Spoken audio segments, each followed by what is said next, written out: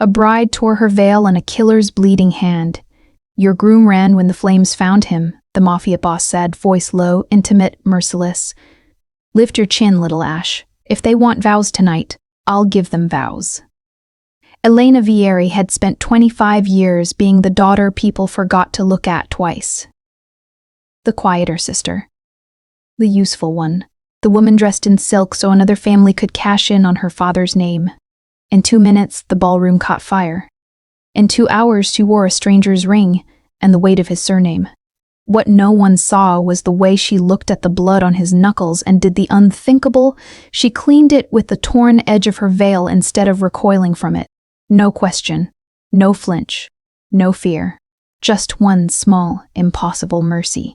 Her father had hidden something inside a smoke-damaged altarpiece. It would either save Palermo from the family that owned it, or destroy the only man who crossed a burning room and said, "I do."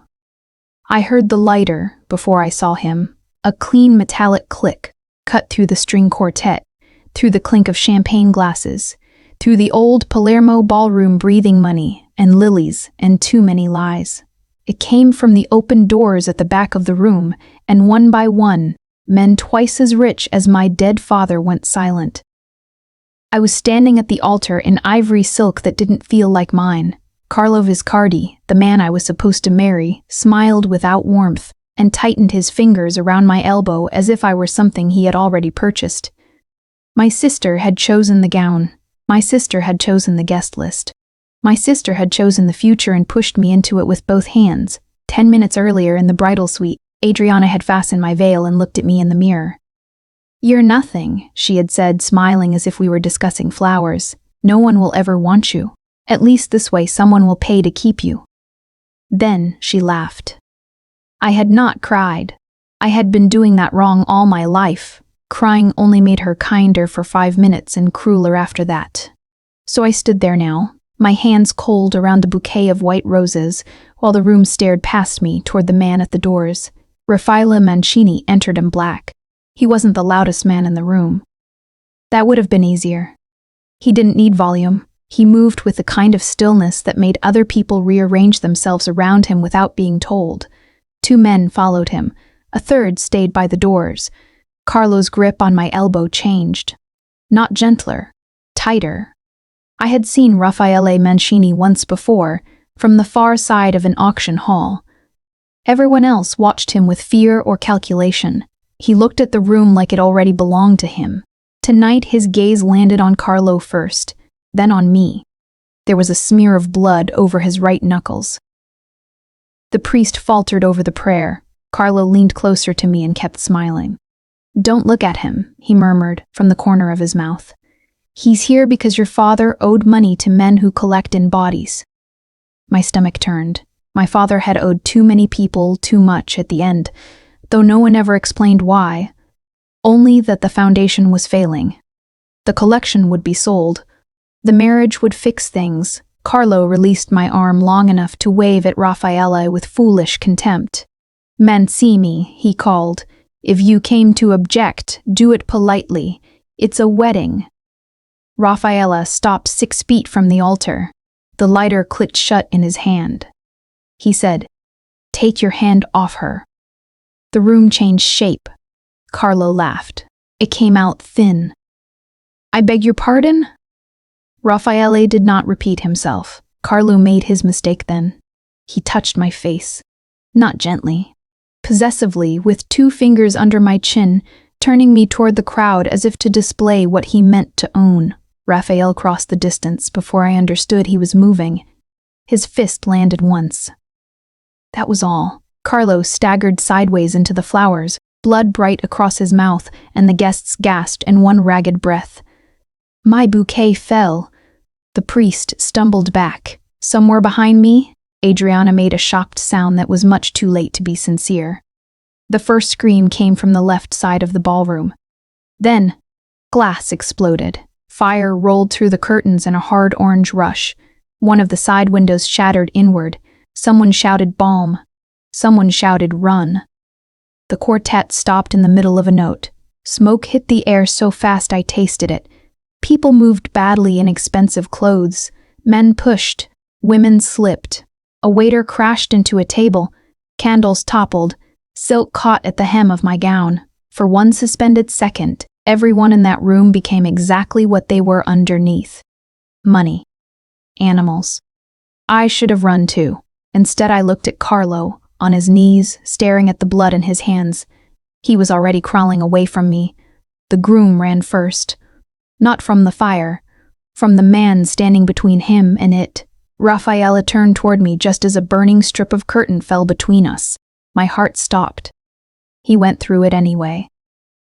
Fire lit his face in bronze and shadow. His knuckles were bloodier now. Smoke darkened the white cuff of his shirt. He reached me, caught my wrist, and pulled me back from the spreading flame at my train. "Are you hurt?" It was the first thing he had said to me. No one had asked me that all day. I looked down at his hand instead. Blood was dripping from 2 split knuckles onto the lace at my waist. Without thinking, I tore the edge of my veil free, took his hand in both of mine, and wrapped a silk around it. He went still. The whole room was breaking apart behind us, but he went completely, unnaturally still. I pressed the veil to his skin. "You're bleeding." His eyes lifted to mine. No one had ever told me exactly what kind of face he had. Beautiful was the useless word people used when they were afraid to say something more honest. His face was not made for softness. It was made for being remembered after the light changed. I realized then what I had done. I had taken the bloody hand of Raphael Mancini in the middle of a burning ballroom as if it could be mended. I started to let go. He closed his fingers around mine. "Little Ash," he said quietly. I didn't know whether it was insult or claim. Adriana appeared through the smoke, coughing, one hand over her mouth. "Elena," she cried, "come here." For the first time in my life, I saw her clearly. Not beautiful, not brilliant, frightened. And somewhere under that fear, furious that the room had stopped following her script. Raphael looked toward the altar where the priest was frozen, the old man clutching his cross while armed men moved at the edges of the fire. He said to me, "If you stay where they left you, they will sell you again." I could barely breathe. "And if I go with you?" His gaze dropped to the torn veil around his hand. "Then no one touches you without crossing me first." It should not have sounded like safety. It did. The priest stared at us. The flames climbed the curtains behind him. Raphael stepped forward, still holding my hand, and said, "Finish it." Shock rippled through the room. "Mr. Mancini," the priest whispered. "Now." I should have said no. I know that. I knew it then, in the thin, rational corner of my mind, not already burned empty by smoke and fear and the fact that Carlo Viscardi had fled. But Raphael had not. He was standing in the fire with me. The priest looked between us, trembling. "Do you take this woman?" "I do," Raphael said. My breath caught. There are moments that do not feel like choices until much later. They feel like doors closing behind you before you hear the latch. Raphael looked at me once. No softness. No coercion. Only waiting. And because my sister was shouting my name, because Carlo was gone, because the ballroom was burning, because the blood on his hand had not made me flinch, and I could not understand why, I heard my own voice answer. Yes, his men moved fast after that. One shielded the priest, another cleared a path. Raphael took my bouquetless hand and led me through smoke and splintered light and the ruin of the life I had thought I was supposed to endure. At the doors, he paused only long enough to put his jacket around my shoulders. Then he walked me out of my father's ballroom under his name. The car door shut. The lock clicked, and one life ended there. The Mancini villa sat above the sea like a threat delivered in stone. I saw it through the car window just before dawn. All pale walls and dark iron and terraces facing black water. My wedding dress smelled like smoke. My hair had half fallen from its pins. Someone had given me shoes that weren't mine because I had lost one in the ballroom and the other in the car. Raphael got out first and came around to open my door. That should have made him seem courteous. It didn't. It made him seem like a man who trusted nothing not placed by his own hand. I stepped out, gathering too much silk at my knees. The sea air struck cold against my skin. Somewhere gulls screamed over the rocks below. 2 armed men opened the front doors. The house swallowed sound the way churches did. Inside, the marble floor held the night's chill. A woman in her 60s with silver hair pinned at her neck stood in the entrance hall wearing a black dress and an expression that belonged to no servant I had ever known. "Bianca," Raphaela said. Her eyes moved over me, not unkindly, not warmly. Assessing. "You brought home a bride," she said. "I brought home a problem." Bianca's mouth twitched. "The usual kind?" "No." That answer landed somewhere I could not name. Bianca told a girl to run a bath and bring food upstairs. Then she looked at my torn gown, the soot at my hem, the bruise darkening under my elbow where Carlo had held me. "Come with me," she said, "before the whole house starts pretending not to stare." I turned toward Raphael before I could stop myself. "Am I allowed to ask questions?" "You're allowed," he said. "You may not like the answers. Try me." He took off his blood-marked cufflink with one hand. "You are Elena Mancini now. Until I say otherwise, you do not leave this property without me. You do not answer calls from your sister. If a man you do not know speaks to you here, you walk away and tell Bianca. If you need something, you ask Bianca or me." "Need something," I repeated. "Like what? Air." His gaze dropped once to my bare throat, then came back to my face. "Shoes, food, truth." He left before I could answer. Bianca took me upstairs to a room that was bigger than my old apartment and less comfortable than the restoration studio where I'd spent most of my real life. Someone had lit a lamp beside the bed. There were fresh clothes laid out, no mirrors facing the bed, thick curtains, a locked adjoining door. I saw it at once. Bianca saw me seeing it. "That door stays locked from both sides," she said. "He works next door." Comforting. It wasn't meant to be. The bathwater was almost painfully hot. I scrubbed soot from my arms until my skin flushed.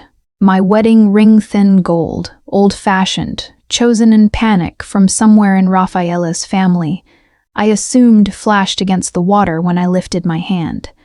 I stared at it until my vision blurred.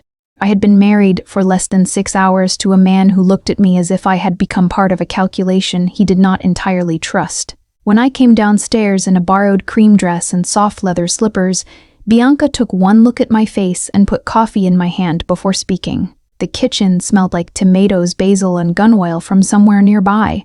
A broad-shouldered man in rolled shirt sleeves stood at the long table arranging slices of prosciutto around a plate of egg whites with devotional seriousness. He looked up. "Ah, the bride." Bianca sighed.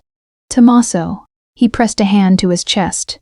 "Captain Tommaso Greco, logistics, vehicle rotation, emergency extraction, and apparently breakfast because no one respects rank in this house before noon."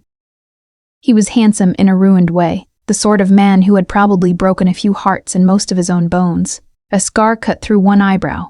His expression was pure mischief. "I'm Elena." "Yes, I know." He lowered his voice theatrically. "The whole coast knows. Half of Palermo thinks the boss married you for revenge. The other half thinks he had a religious experience in the fire." Bianca smacked the back of his head with a dish towel. He winced. Violence against management. I should not have laughed. It came anyway, small and startled. Tommaso pointed at me as if I'd done something noble. "There, evidence of life."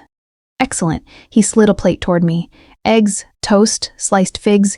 Eat before Maria comes in," he said darkly. "If she sees I made real toast, she'll start on me again about carbs." That woman monitors flour like border security. "Who is Maria?" I asked. "The armorer," Bianca said. "The love of my tragic, underfed life," Tommaso corrected. "She says if I die, she'll miss my access codes and nothing else." Bianca rolled her eyes so hard they nearly left the room. Raphaela entered then. Conversation stopped, not because he asked for silence, because silence arrived with him. He had changed into a dark shirt open at the throat. His hair was still damp from a shower. The split skin over his knuckles was bandaged now, white against bronze. My chest tightened before I understood why. He noticed. Of course he noticed. "Did you sleep?" he asked. "Not really. You'll sleep tonight." The certainty in it annoyed me. "Do you control that too?" Tommaso stared very hard at his egg whites. Raphael ignored the question. "After breakfast, Bianca will show you the East Terrace and the chapel, not the gates." "I wasn't planning to run. That's not why I'm keeping you from them." "Then why?" His jaw shifted once. "Because men who missed you last night will try again." The kitchen seemed to cool around us. I set down my cup. Who attacked the ballroom? I'm finding out. Was it about me? No. That should have helped. It didn't. It meant I had been caught in something larger and darker than my own ruined wedding. Bianca moved to the stove. Tommaso became suddenly interested in pepper. Raffaella stood across from me at the table, close enough that I could smell him soap, expensive cologne, and something colder under both. Night air. Smoke. Metal. I hated that I noticed. "Am I your prisoner?" I asked. His eyes lifted to mine, unreadable. "No." "Your wife?" A beat. "Yes." I swallowed. "Those are not the same thing." "No," he said quietly. "They are not." Then he turned and left the kitchen with the same controlled stride, leaving the answer behind like a blade laid flat on the table. Tommaso exhaled. "Well, that went better than my last engagement." "You were engaged?" I asked. He looked offended. "Emotionally, every Thursday. Legally, never. Maria says paperwork would only help the police." Bianca made the sign of the cross at the ceiling. I laughed again before I meant to, and in the doorway, Raffaele paused almost imperceptibly. He didn't turn back. But I saw the stillness in his shoulders. By noon, I learned the shape of the East Terrace, the view of the sea, the places the guards pretended not to stand.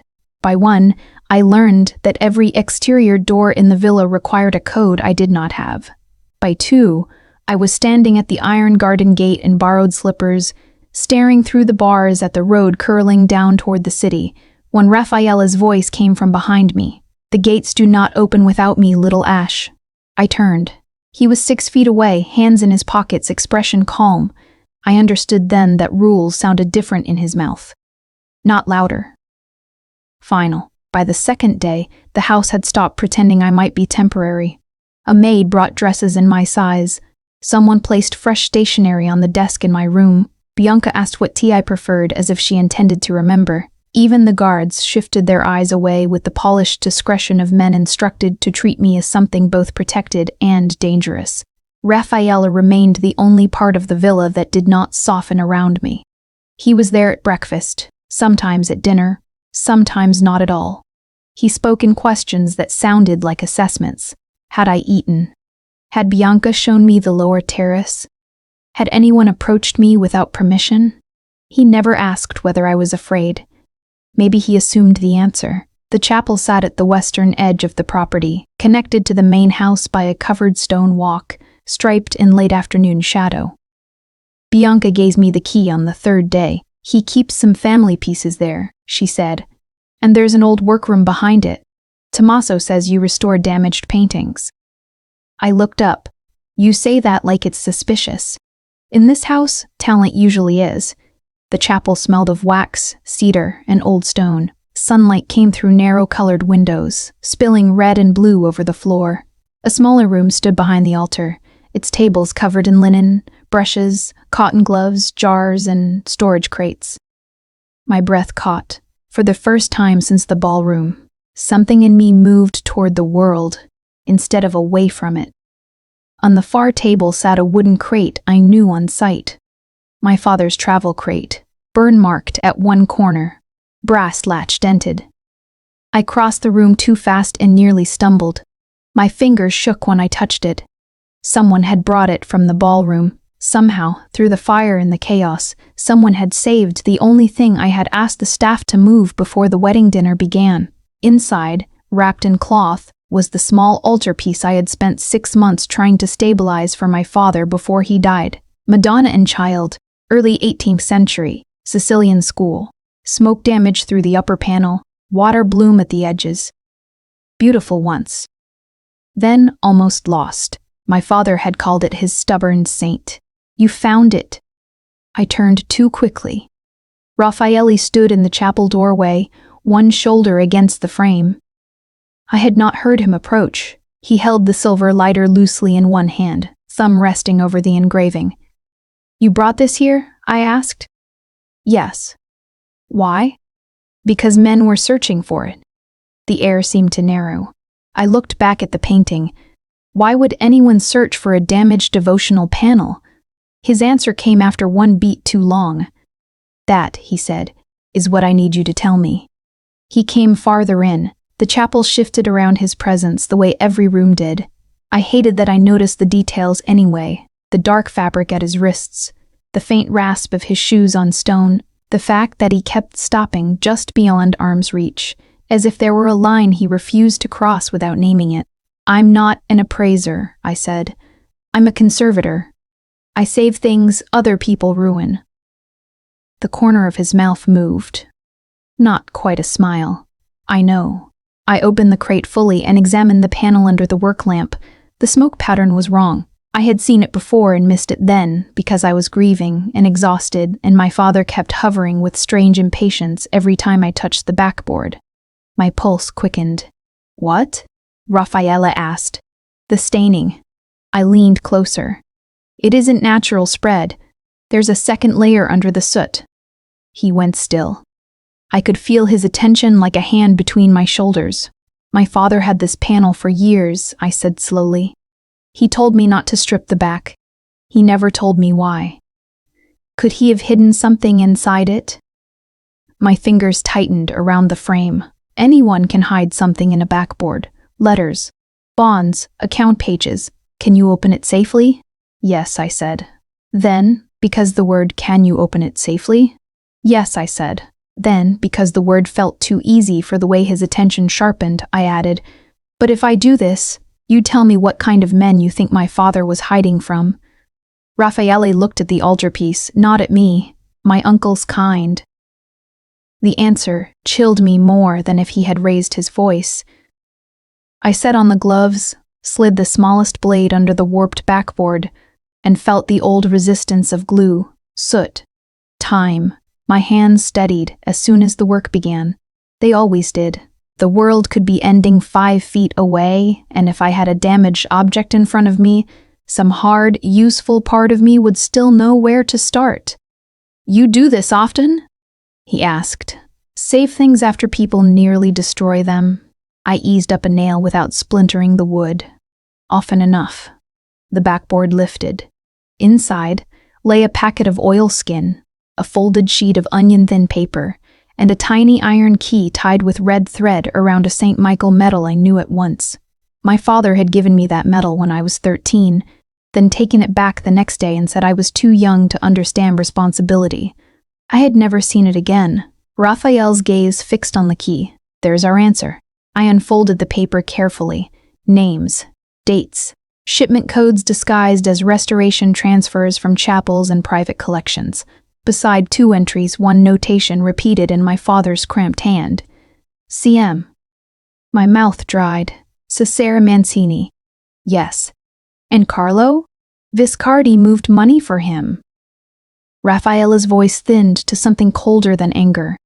The wedding was not about debt. Your father died before he could surrender this. They assumed he told you where it was. I stared at the pages. He never told me anything.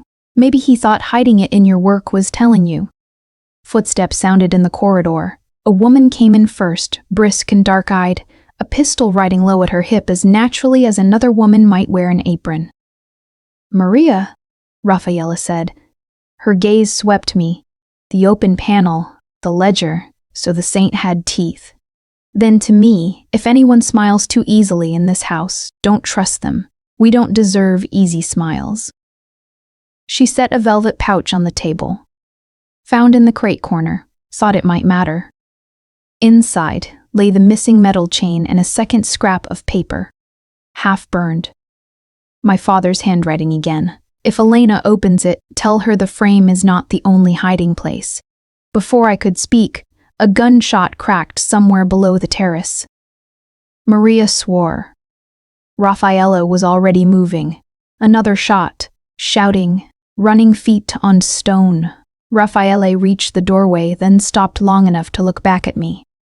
Lock this room. Touch nothing until I return. And if someone comes through that door... Maria drew a second pistol and pressed it, butt first, into my hand. Then point and disappoint them. She went after him at a run. I stood alone in the chapel workroom with the opened altarpiece, the St. Michael key in my palm, and the sudden sick certainty that someone inside the house had known exactly where to strike next. Downstairs, men started shouting orders. Someone was already moving against us. The pistol was heavier than I expected. Not impossibly heavy. Just honest. I stood in the chapel workroom with Maria's gun angled toward the floor and listened to the villa split into pieces below me. Men ran through the corridor. A woman shouted in Sicilian from somewhere outside. Then 3 fast cracks rang across the western garden, followed by the hard, disciplined silence of men returning fire without panic. I locked the workroom door with fingers that were only mostly steady. The Saint metal lay in my left palm, warm now from my skin. I should have hidden it. Instead, I slid the chain over my head and tucked the key into the hollow of my throat beneath my dress, where the metal rested cold against me like a second pulse. Smoke had changed me. Or him. Or both. Before the ballroom, I would have curled into stillness and waited for someone else to decide what happened next. But the pistol in my hand and the ledger on the table had altered the shape of my fear. It had edges now. Direction. I crossed back to the altarpiece. The interior frame looked thicker on the right side. False depth. Another compartment. My father had hidden things in layers because he knew greed made men rush. I had just found the seam when the locked door shuddered under a hit from the outside. My breath stopped. Another hit. Open, a man barked. Not Raphael, not Maria. I stepped backward, both hands on the pistol, heart trying to break my ribs. The third impact splintered the jamb. Then a shot from the corridor. A body hit the floor hard enough to shake dust from the lintel. The next sound was Raphael's voice, low and lethal. Try again. Silence. I did not realize I was shaking until he knocked once. Sharp. Elena. I unlocked the door. He came in first. Maria behind him. 2 guards dragged a bleeding man past the threshold. Raphael looked over me once, quickly, everywhere. No words. His gaze dropped to the pistol in my hand and stayed there half a beat. You kept it level, he said. I didn't faint. Is that what passes for praise here? Maria snorted. High praise. Raphael took the gun from me carefully, his fingers brushing mine. The contact should have been nothing. It was not nothing. Heat shot clean up my arm, ridiculous and unwanted. His eyes flicked to my throat. The keychain had slipped free of my dress in the struggle. St. Michael flashed between us. You put it on, he said. I didn't know where else to hide it. He stepped closer, one hand lifting. I thought for one wild, humiliating second that he was going to touch my skin for no reason except that he wanted to. Instead, he hooked the chain lightly and tucked it back beneath the neckline of my dress, his knuckles grazing the base of my throat. My breath caught hard enough to hurt. Better, he said. Maria looked away with theatrical patience. A fleck of dark soot marked the side of Raphael's neck. Not soot. Blood spray, fine as paint. I noticed because I was trying not to notice anything else. The nearness, the heat of him, the way every man in the corridor outside had gone quieter because he was standing here. What happened? I asked. Sniper in the olive grove, Maria said. 2 inside the garden wall. One of them had the west access code. Internal leak, I whispered. Raphael said nothing. He moved to the table and looked at the opened panel. I pointed to the false depth on the frame. He handed me the blade without question. and something in me settled at the trust of that single gesture. I opened the second compartment. Inside lay a narrow strip of negatives and a folded baptism certificate browned at the edges. I unfolded the certificate first. Lucia Mancini.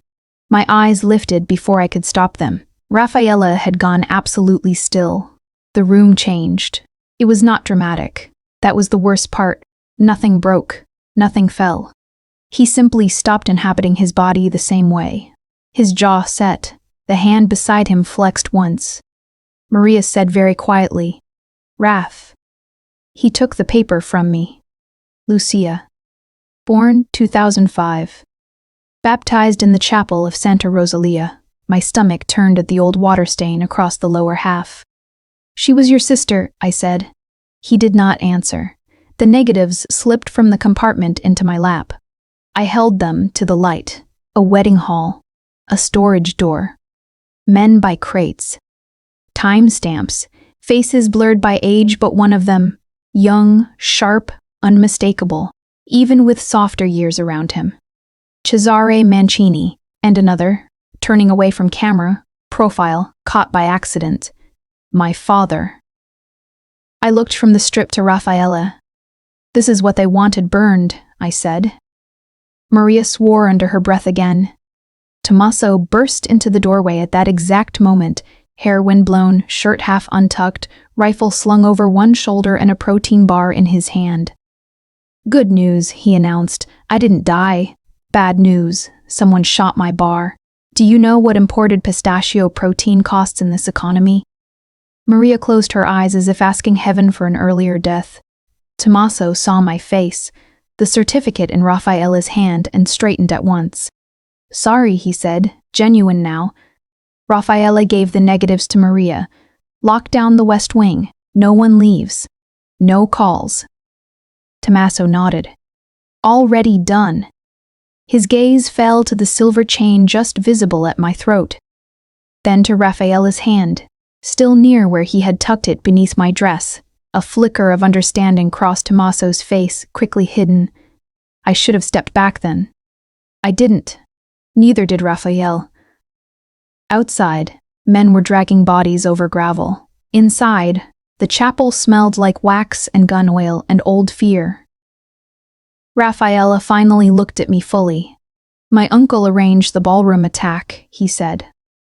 "The fast answer, Little Ash. He wanted the ledger and whatever else your father hid. Carlo agreed to marry you to get close enough to search your father's collection. And the slow answer?" His gaze dropped once to Lucia's certificate. "The slow answer is why my sister is inside your father's secret." He folded the paper with unbearable care. I understood then that the mystery had not closed. It had only changed shape. That night, I could not sleep with Lucia Mancini's name in my head.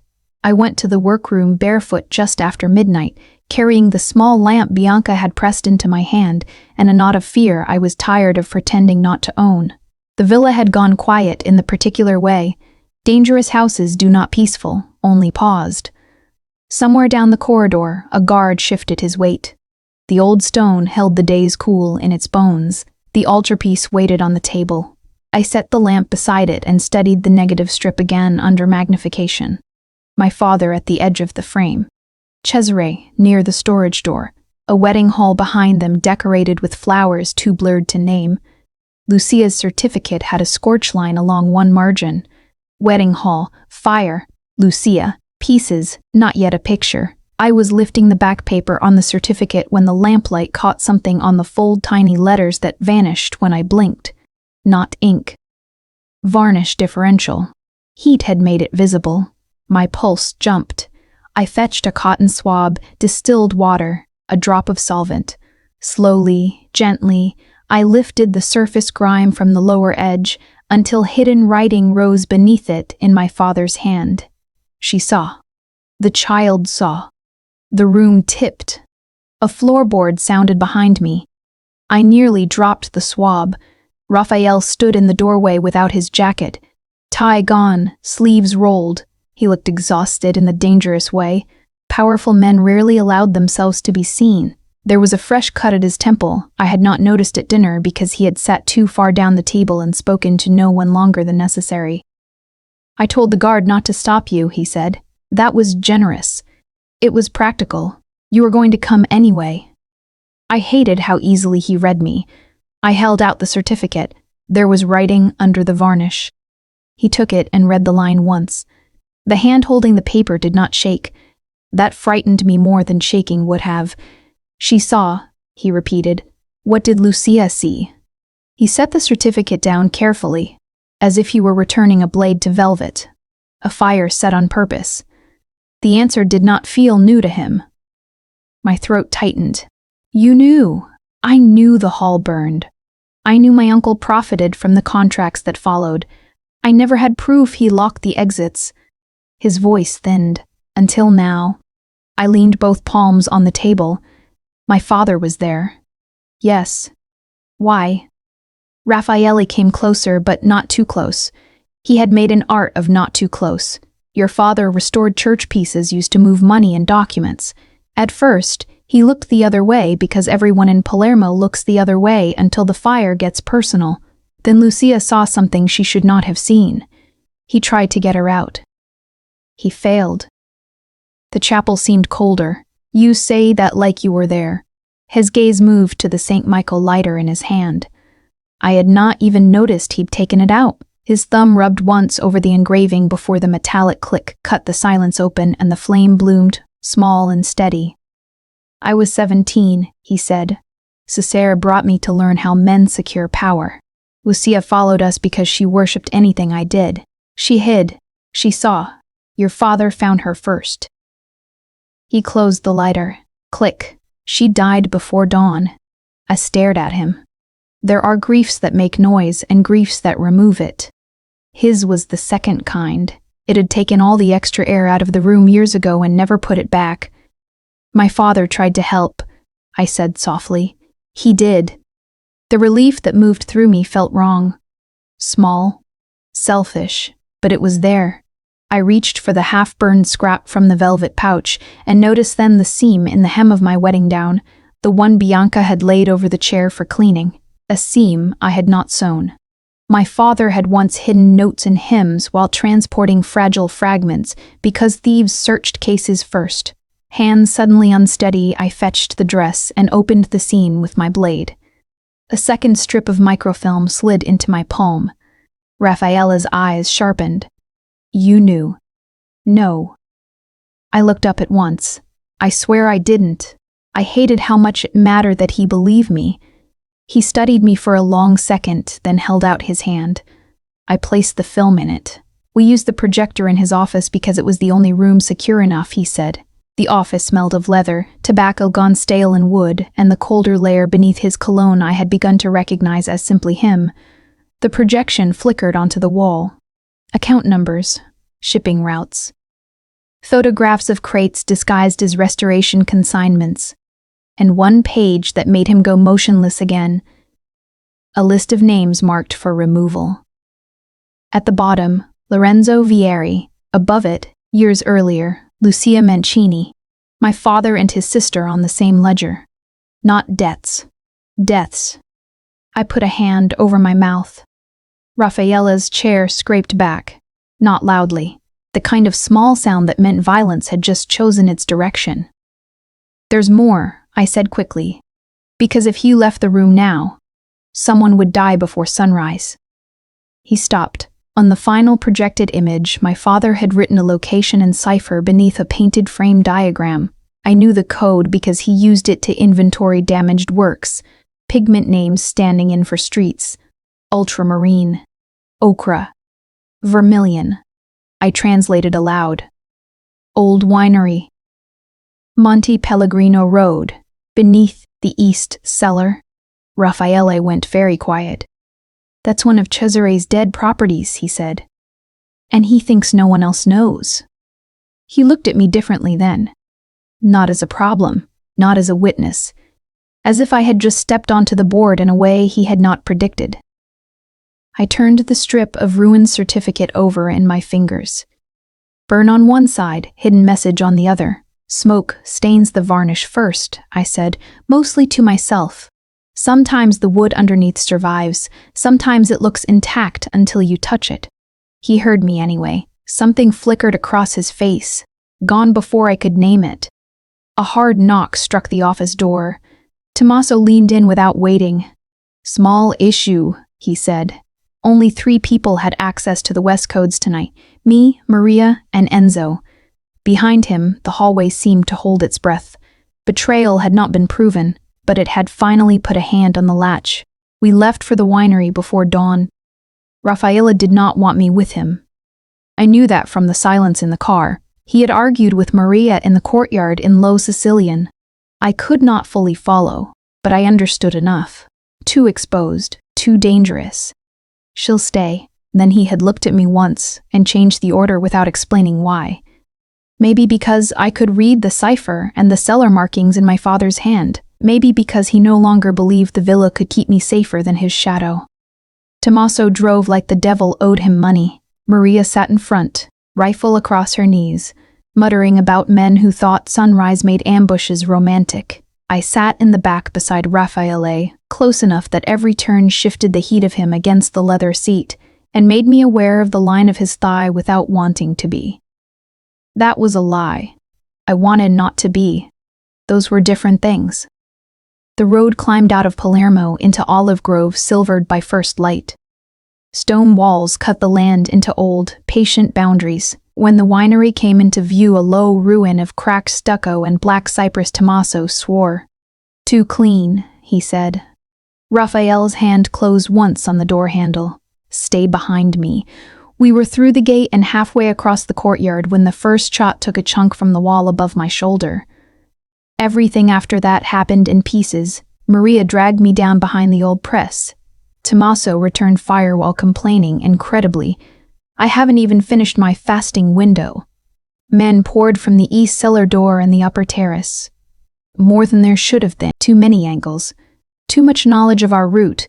Raphael moved through it like something built for smaller mercies and larger disasters. Calm where other men would have been loud. He shot once, twice. Changed direction before the next man exposed himself. Never wasted motion. Never explained. A second shooter came up on the far wall, aiming not at him, but at me. I saw it a heartbeat before Maria did. "Raphael." He turned with impossible speed. The bullet hit his shoulder because he moved into its path. I heard myself make a sound I did not recognize. Then he was over the wall, across the space, on the shooter before I could breathe again. No shouting, no speech. Only a terrible, efficient finality. The man's gun hit the stones. Raphael hit harder. By the time Tommaso reached him, it was done. The courtyard smelled of dust, hot metal, and blood. Maria was swearing into her comms. I was on my knees beside the press, with my hand shaking so hard I had to lock them together. Raphael came back to me with blood running down his sleeve. Not his first blood. His. "Let me see," I said, already reaching. He caught my wrist before I touched the wound. For one suspended, unbearable second, neither of us moved. Then he let go. I pushed his jacket aside. The bullet had grazed high through muscle, ugly, but not lodged. Relief made me lightheaded. I tore a strip from my underskirt because apparently I was becoming a woman who ruined bridal things on his behalf. Tommaso crouched on the other side of the press and glanced at the improvised bandage. "You know, boss, most women start with conversation." Maria slapped his shoulder without looking. Raphael said, "Drive." We made the safe house above the orchards by noon, a square stone building that smelled of old lemons and gun oil. Maria took men to sweep the perimeter. Tommaso, who had a shallow slice along his ribs and behaved as if it were performance art, sulked into the kitchen in search of protein and muttered loudly that if Maria ever loved him, she'd stop storing emergency biscuits where weak men could find them. That left me with Raphael in the small upstairs room. He sat on the edge of the bed while I cleaned the wound properly from the medical kit Maria threw at me on her way out. His shirt lay open. Sun from the shutter slats cut his skin into bronze and shadow. There were older scars there. One pale line across his ribs, jagged and slightly sunken. Burn scar, Lucia's fire. I touched near it before I meant to. He went still. I'm sorry, I whispered. For what? For seeing. His laugh held no amusement. You've seen worse from me. I wrapped the clean bandage around his shoulder and tied it with careful fingers. My hands brushed his skin. He watched them like they were doing something to him. Neither of us could undo. Why did you marry me? I asked. He looked away first. That answer changed. I swallowed. When? In the ballroom? Because I cleaned your bloody hand, I thought, but he did not say it aloud. He stood too fast for the room.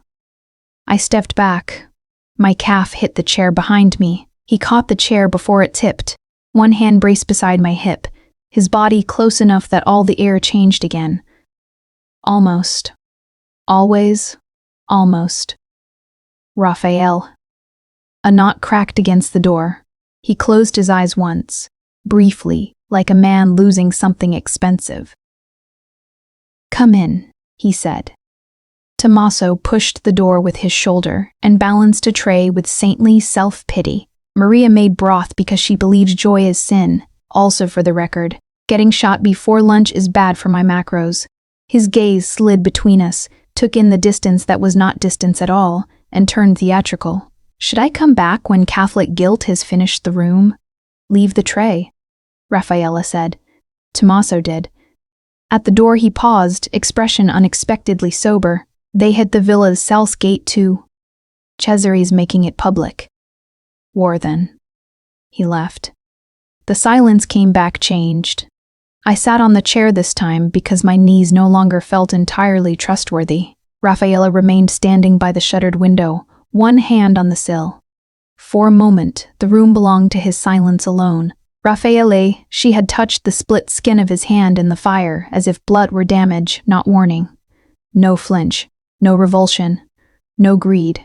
Men begged, lied, feared, reached. Elena Vieri had looked at what violence left on him and tried to mend it. He had wanted her from that instant for the worst reasons and kept stopping for the only one that mattered. She was still soft in places his world had no right to touch. He turned back to me. Little Ash, he said, and it was less cold than the first time, which somehow made it more dangerous. If they come through that door, stay behind me. I don't know what moved in my face then. Fear, exhaustion, something worse. I said the truest thing I had managed in days.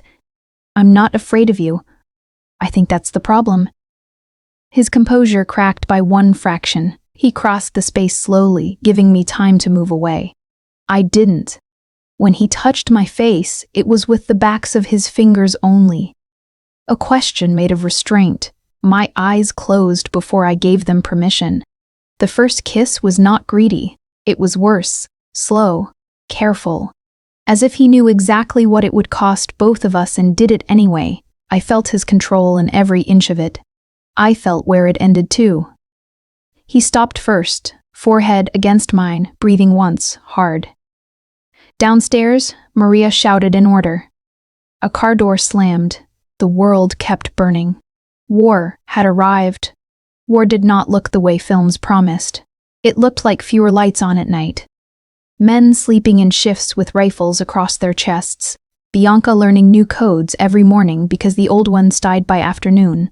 It looked like Maria at the armory table disassembling a pistol while explaining, in the same flat tone, why I was absolutely forbidden to wander into the West Garden and why Tommaso was absolutely forbidden to count almonds as dinner. They're nutrient-dense. He protested from the doorway, one hand over his bandaged ribs. They're a cry for help, Maria said. Bianca, shelling peas beside the window, said without looking up, marry him or shoot him, but stop arguing in my kitchen. Tommaso put a hand to his heart. That is the closest thing to blessing I've ever received in this house. I laughed despite myself, and Maria hid her smile in a weapons case she pretended to inventory. For 3 days, that was how the villa held. Then, Matteo Russo died at the south gate. He had been the quiet one.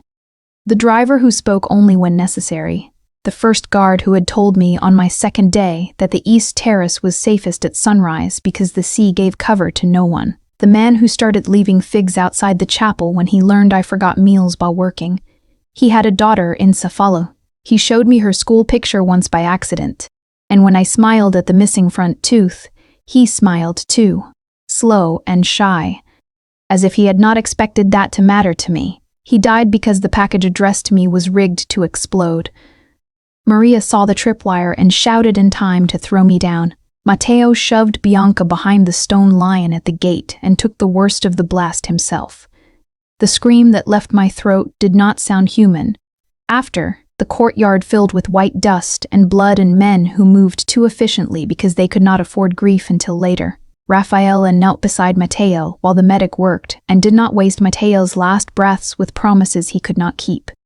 "Tell her I kept the blue bicycle," Matteo whispered. Raphael said, "I will." Matteo looked at me once, face gray, mouth wet with red. "Sunrise," he said, as if still giving instructions. "East Terrace." Then he died. Something in me changed shape at the sound Bianca made. Not loud, worse than loud. Old. By evening, Raphael had arranged everything. New rotations, closed roads, a priest, retaliation I was not allowed to see but could hear beginning in the hard engines leaving after dark. I stood in the hall outside his office with Matteo's blood, somehow still under one fingernail, though I had scrubbed until the skin around it split. Raphael came out with a passport and ferry ticket in his hand. "At midnight, Bianca will take you to Trapani," he said. "From there you go to Florence. I've arranged an apartment, papers, money. You will work at the restoration lab on Via dei Servi under another name." I stared at him. "You already decided?" "Yes." I didn't agree. He looked more tired than I had ever seen him. "This is not a negotiation. Matteo died because of me. He died because Cesare wants leverage. And I am leverage." His jaw hardened. "You are a target. There's a difference." I should have taken the papers and hated him for making the choice easy. Instead, I heard myself ask, "Are you sending me away because it's safer or because I make you hesitate?" Silence. Too long. That was answer enough. He set the passport on the console table between us. "If you stay, more people die." The sentence went through me cleanly because it was true. At the port, the air smelled of diesel and salt and wet rope. Bianca stood beside me in black gloves, saying nothing while men loaded freight under yellow floodlights. She had packed my bag herself. Clothes. Cash, the St. Michael medal which I had not realized she'd found hanging over my mirror and tucked into the side pocket without comment. The ferry horn sounded once. I could leave. No guard blocked me. No lie kept me there. Florence existed. A lab existed. Anonymous days existed. The old version of my life, quiet, careful, untouched by men who carried death in their cuffs, waited across the water if I chose it. I stepped toward the gangway. And stopped. Because Matteo's daughter would get a blue bicycle and no father. Because Bianca had not cried in front of anyone. Because Maria was still at the villa with blood dried on her sleeve. Because Raphael had put distance between us with both hands and it hurt too much to be only fear. Because I knew where Cesare's next ledger cash would be once I thought like my father instead of like prey.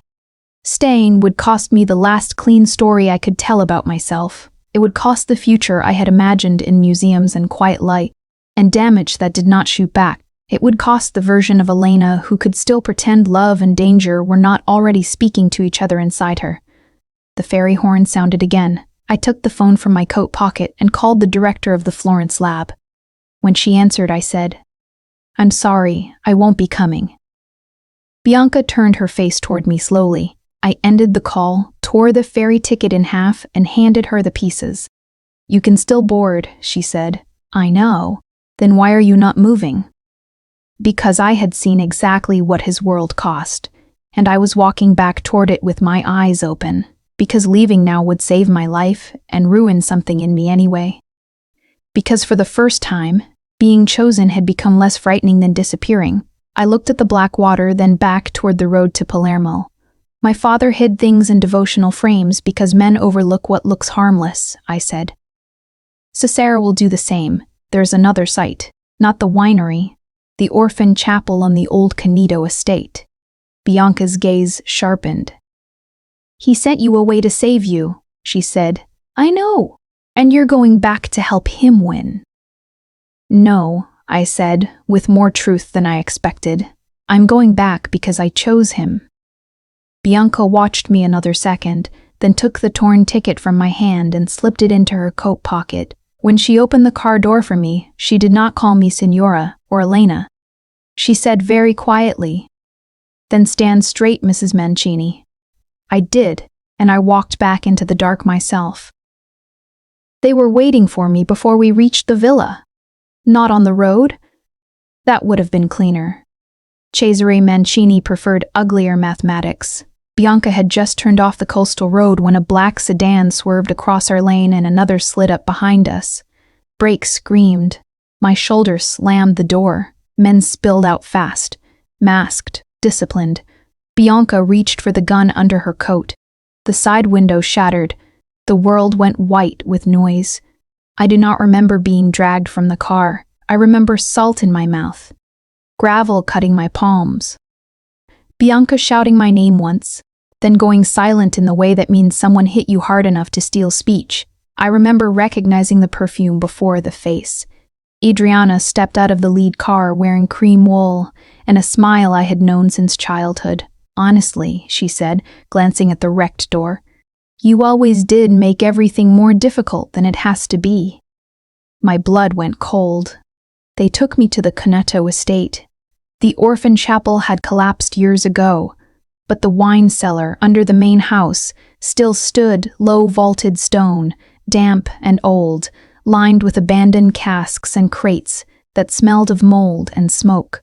They tied my wrists to the arm of a chair with plastic restraints instead of rope. Efficient, modern, unromantic in the worst possible way. Adriana paced in front of me as if hosting a boring dinner party.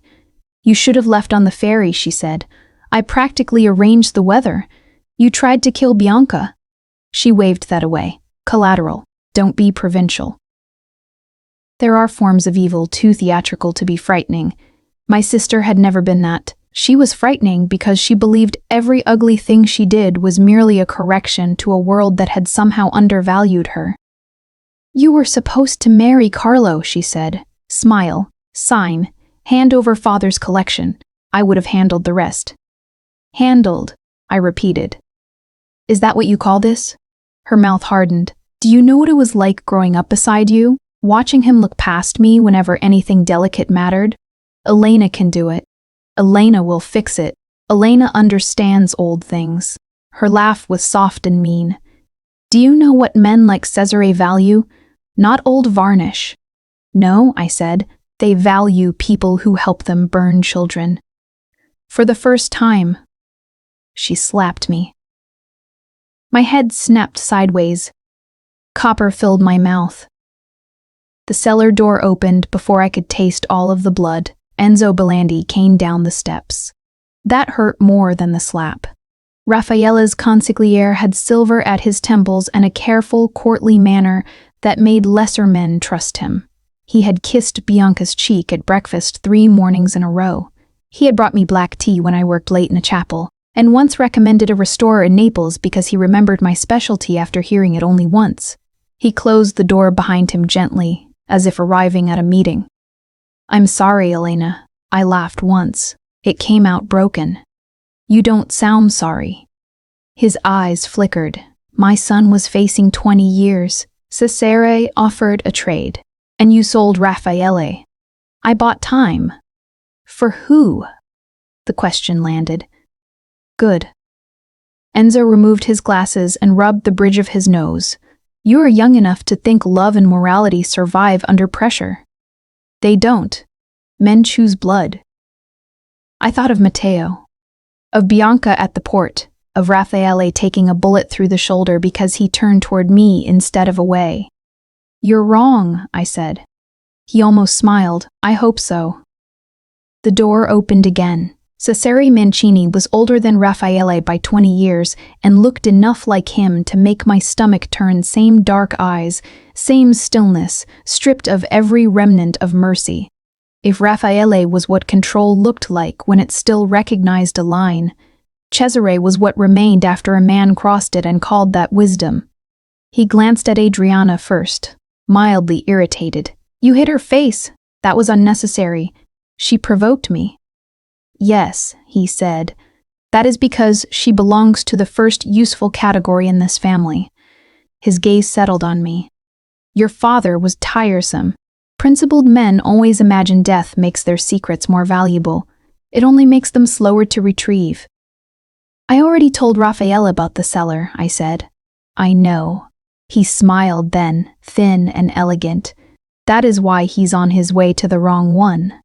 Ice slid down my spine. The wrong one. My mistake reached back through the last 48 hours and took shape. I had assumed the Keneto clue pointed here. I had spoken too soon. Too confidently. I had helped confirm the site Cesare wanted guarded while the real transfer moved elsewhere. Raphael had trusted my mind. And I had handed his uncle time. Adriana saw the realization and laughed softly. "There she is, father's little genius." Cesare crouched in front of me, close enough that I could smell old cologne over cellar damp. "Where is the second key?" "I don't know." He looked at the St. Michael chain at my throat. I should have hidden it better. His hand lifted. I jerked back, chair scraping stone. The cellar door crashed open again. Maria appeared at the top of the steps with a gun raised and a second man grabbed her from behind before she could fire. The shot went into the ceiling. Stone dust rained down. My screen tore loose. Tommaso's voice roared somewhere above, followed by 2 more shots and someone swearing in creative, deeply Catholic Italian. Then silence. Then boots. Running away, not toward us. Cesare stood. "Move her." Adriana leaned close as the men cut my restraints from the chair only to bind my wrists tighter behind me. "You always did choose the wrong people," she whispered. "No. That was the one thing I had finally chosen right." As they dragged me deeper into the cellar passage, I heard a familiar metallic click from somewhere beyond the stone wall. His lighter. Too far away. And suddenly, terribly, almost too late, they locked me in a storage room at the far end of the cellar passage. No windows. One bare bulb. Wet stone. A rusted rack of bottle cages bolted to the wall and 3 stacked crates marked with old import stamps. My wrists were bound in front this time, fastened to a loop in the pipe with plastic ties. Careless, compared to rope. Easier to tighten. Easier to cut if you had anything sharp and patience enough not to panic. I had patience. Panic, less consistently. My hair had come half loose. My cheek throbbed where Adriana hit me. Somewhere above, footsteps crossed and recrossed the floorboards. Men shouting. Cars leaving. One scream cut short. Then nothing but distant engines and the sound of water moving behind the walls. I forced myself to breathe. Think like father. Think like a conservator. Nothing sealed stays sealed, if you understand the weak point. The crate nearest me had a broken slat with a nail half pulled free. I worked it loose by degrees, wrists burning, shoulders screaming, every small scrape of wood sounding loud enough to summon a guard. By the time I freed the nail, my hands were slick with sweat, the plastic cut on the 3rd try. I nearly cried from relief and swallowed it down because tears wasted salt. One crate held old packing material and cracked bottles. The second held chapel linens, moldy and stiff. The third held maintenance supplies, lime, lamp oil, a tin of wax sticks, and, absurdly, a small bottle of restoration solvent labeled in a hand I recognized. My father's. He had used this room too. I stared at the bottle, then at the door latch. The old lock had been painted over 3 times. Paint weakens metal if moisture gets under it. Solvent softens old layers. Slowly, carefully, I worked the liquid into the seam with a strip torn from the chapel linen and the nail as a lever. When the first guard opened the door to check on me, I was back in the corner with the cut plastic looped around my wrists and my head bowed. He came in alone. That was his mistake.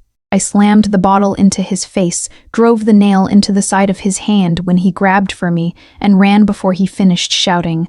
Not elegantly, not bravely, but fast. The cellar passage forked. Left smelled like salt water. Right like diesel in cold air, I took right and nearly collided with Tommaso, blood on his sleeve, gun in one hand, and expression offended on behalf of the universe. "There you are," he said. "Do you know how much cardio I've done today? This is persecution." I stared. "Tommaso?" Maria found the tunnel map. I found 3 men with terrible manners. His face changed when he saw mine. Softer, very briefly. "Can you run?" "Yes." "Excellent, because the boss is 1 corridor over and currently reinventing wrath." Gunfire cracked ahead. Tommaso shoved a spare pistol into my hand, then muttered, "If I die before telling Maria I was right about electrolytes, haunt everyone." We ran. The corridor opened into a larger cask room, lit by hanging bulbs swinging on shattered wires. 2 men were already down. A third fell before I fully understood what I was seeing. Raphael stepped out of the darkness with blood on his collar and murder in his posture. His gaze hit me. Everything else disappeared. There are reunions that happen in words, and reunions that happen in the body before language arrives. I had time only to stop moving before he reached me. His hands were on my face, my shoulders, the back of my neck, as if he needed the proof of structure and warmth and living bone. "You're hurt. So are you." The sentence broke somewhere in the middle. I didn't mean it to. He rested his forehead against mine for 1 hard second, almost wordless, raw enough to hurt. Then he stepped back, because Maria came in from the left corridor with Adriana at gunpoint and fury like weather. Bianca followed behind them, limping, face bruised, alive. Relief hit me so fast I had to grab the wall. Adriana saw me and smiled through split lipstick. He came.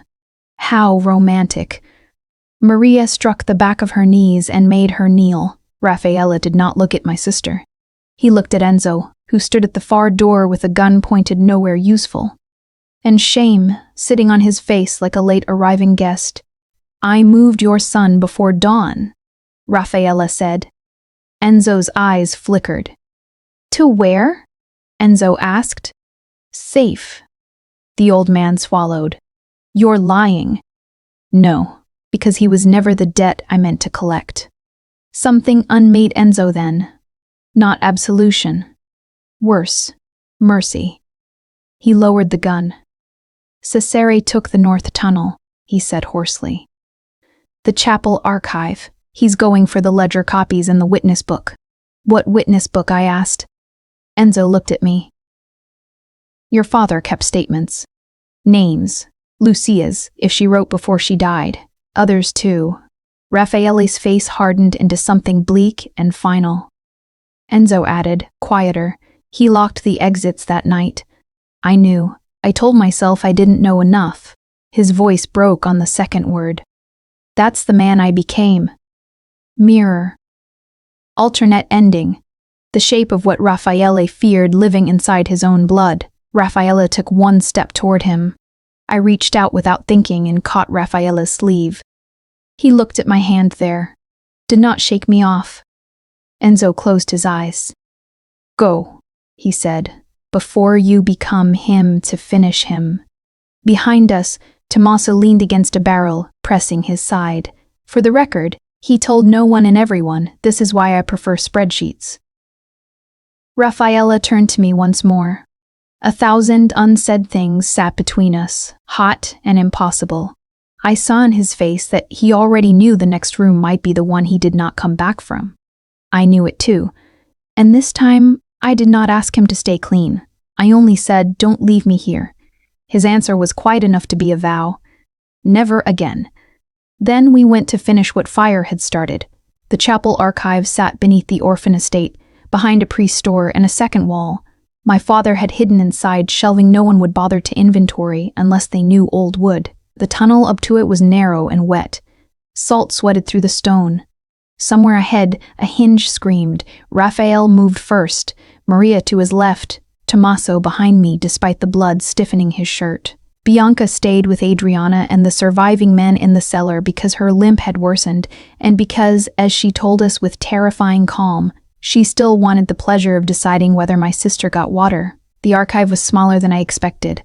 Rows of church ledgers, a locked iron grill, candles instead of electric light, and Cesare, standing by the central table with the witness book open in one hand and my father's ledger packet in the other. He looked almost serene. "Raphael," he said, "I did wonder whether you'd bring the wife." "Put the book down," Raphael said. Cesare's mouth tilted. "That's not how this ends." He was wrong. We all knew it, but men like Cesare mistake control for prophecy. His gaze moved to me. "You have your father's hands. He wasted them on repair, pity." I was so tired of men explaining value. "He used them to keep records when cowards wouldn't speak," I said. "Records aren't power." "No," Raphael said. "Fear is. That's why you keep setting fires." Caesar's eyes sharpened. "Fire teaches. It shows what survives." The room went colder around that sentence. Lucia at dawn. Exits locked. A child reduced to lesson. Raffaella took another step. Maria's gun remained steady. Tommaso was breathing harder now, but his aim did not shake. "Why her hall?" I asked suddenly. Cesare smiled without looking at me. "Because Viscardi thought marrying the quiet daughter would secure the collection. Because your father loved objects more than strategy. Because public ruin is instructive." He glanced at Raffaella then. "And because I knew you would come if I threatened a wedding?" A beat. Then I understood. Not me. Not first. Weddings. Lucia. Listener knowledge before heroin? Well, I became the heroine learning it too late, but the pain of it moved differently now. Raphael had crossed my ballroom bleeding because another ballroom had once taken his sister and his uncle had expected him to stand still. "Your whole life," Cesare said. "I made you useful." Raffaella's expression did not change. "That ends tonight." Cesare lifted the witness book, as if considering whether to burn it. The metallic click of Raffaelli's silver lighter cut through the room before anyone else moved. Cesare's eyes flicked to the sound. That fraction was enough. Raffaella threw the lighter, not at the book, but at the candlestand beside Cesare. Flame hit melted wax, toppled, and licked across the oilcloth covering the side table. Cesare shifted instinctively away from the flare. Maria fired. The bullet took his arm. The witness book dropped. I ran for it. Someone shouted my name. Maybe 3 people. I didn't stop. The book hit the floor near the iron grill. I slid, caught it, and felt another shot shear splinters from the shelf over my head. Cesare had drawn with his uninjured hand. Raffaella hit him from the side. The fight was ugly because real fights are. No speeches. No elegant choreography. Knuckles, bone, breath. The blunt sound of bodies colliding with furniture older than all of us. Tommaso took down one of Cesare's remaining men with a groan that sounded personally offended. Maria covered the tunnel and swore at anyone who made her work harder. I backed against the grill with the witness book clutched to my chest and saw the ledger copies still on the table. Pages. Names. Proof. Enough to bury half Palermo and maybe save the other half from pretending ignorance another decade. Cesare drove a knife from his sleeve. My voice tore loose. Raffaele. He turned with the warning already too late, so I did the only useful thing left. I threw the witness book at Cesare's face. He flinched. Again, a fraction. But fractions decide which families survive. Raffaella took the knife hand, broke the wrist, and slammed Cesare against the iron grill so hard the old bars sang. Lucia was 11, he said. Cesare, bleeding now from arm and mouth, still managed contempt. She was weak. Something crossed Raffaella's face then that I had feared from the beginning. Not rage, exactly, but the place beyond it where men stop recognizing themselves and call that justice. This was the cost. Not killing his uncle. Becoming him while doing it. I stood up, breath ragged, witness book open at my feet. One page had fallen loose. Childish handwriting, crooked and urgent. They locked the pretty doors. Uncle Cesare said, "Stay quiet." Lorenzo told me, "Run." Lucia. She wrote, I said. The room froze around the words. I held up the page. Raffaella looked at his sister's hand from 12 years ago, and something changed. not softened, clarified. He did not kill Cesare in blind darkness. He made a choice inside the light. For her, he said. Then he ended it. Afterward, there were no triumphant sounds, only breathing. Tommaso sitting down very suddenly on a crate and announcing, "If anyone tells Maria I'm bleeding, I'll sue." Maria telling him he had the complexion of undercooked veal. Raphaela standing very still beside a dead man who had built him by subtraction. He looked older and younger at once. I picked up Lucia's page and my father's ledger and crossed the room to him. There was blood on his knuckles again. Of course there was. I tore a strip from the chapel linen wrapped around the witness book, took his hand and cleaned the blood without speaking. The same impossible mercy. This time he closed his eyes. By dawn, the police had the ledgers through channels too public to bury. The surviving men were either in custody or gone. Enzo gave a statement and accepted whatever remained for him after. Adriana sat in a separate car, hands bound, finally unable to talk her way out of consequence. Matteo's daughter got the blue bicycle. Bianca made sure of it. The sky over Palermo lightened from black to iron to pearl. Raphaela stood beside me on the orphan estate steps, Lucia's page folded inside his pocket, and when he said the words, they sounded nothing like victory. It is over. After war, the house sounded wrong. Too quiet in the wrong rooms. Too loud in the ordinary ones. Men still stood at the gates, but fewer of them. Maria still cleaned weapons at the long armory table, though now sometimes she did it with Tommaso sitting beside her, counting olives, and pretending each one was a strategic sacrifice rather than a snack. Bianca still ruled the kitchen with the authority of a woman who had seen empires rise and decided soup mattered more. And Matteo's absence lived everywhere. In the unclaimed chair near the garage door. In the sunrise I could not see from the east terrace without hearing his last word.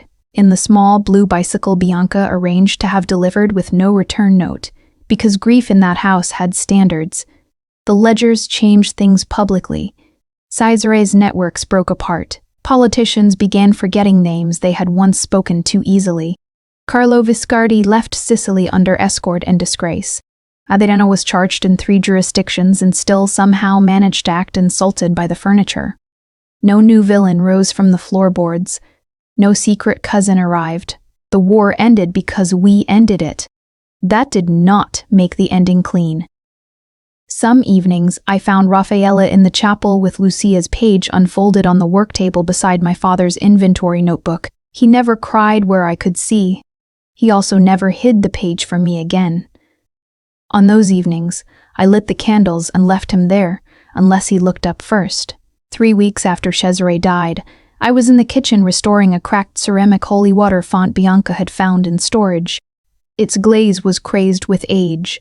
One side had shattered and been poorly reattached years ago with yellowing glue. I softened the old adhesive, cleaned the edges, and fitted the pieces back together with a new fill that would hold without pretending the break had never happened. Tommaso leaned over my shoulder. "So," he said solemnly, "if I were hypothetically broken in 4 places, could you make me emotionally priceless?" "No," Maria said from the doorway, "because we'd have to find the pieces first." He clutched his chest. "One day, Maria Conti, you will regret this cruelty when I am thin and dead." She looked him over. "If you become thin, I'll know you're not Tommaso." Bianca set a bowl of lemons on the table and sniffed. He proposed again at breakfast. I looked up. Again? Tommaso straightened. It was not a proposal. It was a nutritional alliance with romantic undertones. Maria's ears went pink. It was the first real proof any of us had that God existed. I smiled down at the font and smoothed the fill into the seam. "It's stronger now," I said. Tommaso peered at the repaired break. "It still shows." "Yes. Shouldn't repair hide?" "Bad repair hides," I said. "Good repair holds." The kitchen went quieter for a second. When I glanced up, Raphaele was in the doorway. He must have heard only the last part. Or maybe enough. He stood with one hand in his pocket, jacket off, tie loosened. looking not like a king or executioner or survivor of family war, just a man who had come in at the end of a long day and found the room warm. Tommaso noticed his expression and immediately pointed at Maria. For the record, if there's a wedding in this house, I prefer less gunfire than the last one. Maria threw a lemon at him. He caught it.